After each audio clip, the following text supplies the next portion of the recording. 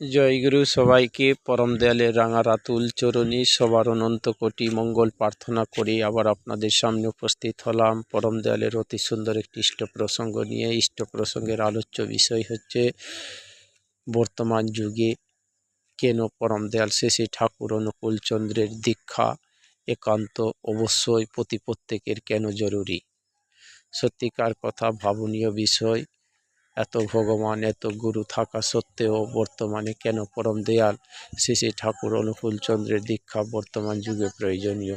কারণ বর্তমান যুগ হচ্ছে ঘোর কলিযুগ, পাপের যুগ, অন্যায়ের যুগ, দুঃখ কষ্ট ব্যথা বেদনার যুগ। এই যুগে আমাদের সমস্যার শেষ নেই, কষ্টেরও শেষ নেই, দুঃখ ব্যথা বেদনারও শেষ নেই।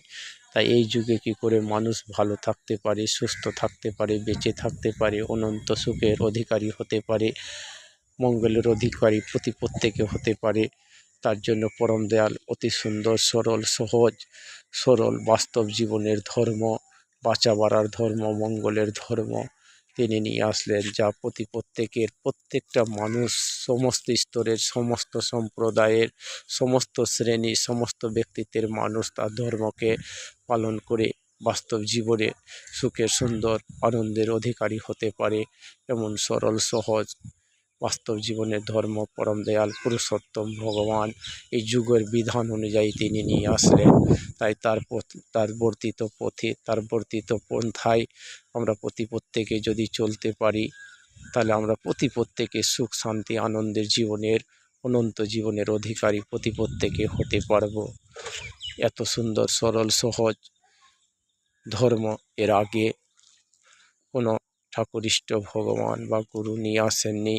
তাই বর্তমান যুগের বিধান অনুযায়ী তিনি যে ধর্ম নিয়ে আসলেন, সেই ধর্ম হচ্ছে বাস্তব জীবনের ধর্ম। সংসারের থেকে সমস্ত দায়িত্ব বহন করে অতি অল্প সময়ের মধ্যে হাতে করো কাম মুখে করো নামের মাধ্যমে সেই ধর্ম পরিপালন করার পন্থাটা পরম দয়াল শ্রী শ্রী ঠাকুর অনুকূল চন্দ্র নিয়ে আসলেন।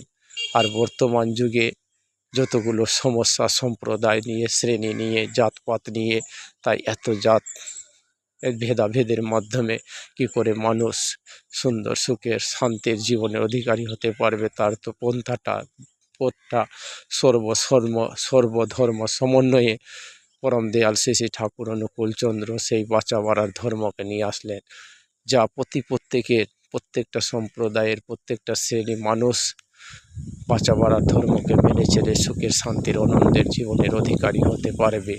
কারণ প্রত্যেকটা সম্প্রদায়, প্রত্যেকটা শ্রেণীর মানুষে চায় বাড়তে জীবন উন্নতি করতে। তাই প্রত্যেকটা সম্প্রদায় শ্রেণীর মানুষের এই বাঁচা বাড়ার ধর্ম একান্ত জরুরি। তাই যে কোনো সম্প্রদায় বা যে কোনো শ্রেণী বা যে কোনো গোষ্ঠীর মানুষ হোক না কেন, সে তার নিজের ধর্মকে আগে পরিপালন করে পরম দয়ালের দেওয়া বর্তিত ধর্মকে পরিপালন করলে সবাই সুখের শান্তির আনন্দের জীবনের অধিকারী হতে পারবে। তাই বর্তমান যুগে এত পরম দয়াল শ্রী শ্রী ঠাকুর অনুকূল চন্দ্রের দীক্ষা একান্ত জরুরি। তাই দেশ সমাজ ও রাষ্ট্রে বিশ্বের মধ্যে, জগতের মধ্যে শান্তি প্রতিষ্ঠা করতে গেলে, এই ধর্ম বর্ণ বিদ্বেষের মধ্যে শান্তি প্রতিষ্ঠা করতে গেলে পরম দয়ালের বর্তিত পথে, পরম দয়ালের বর্তিত ধর্মে প্রত্যেকে চলতে যদি পারে, একদিন সুখের শান্তির আনন্দের স্বর্গের জীবনের অধিকারী আমরা প্রত্যেকেই হতে পারবো।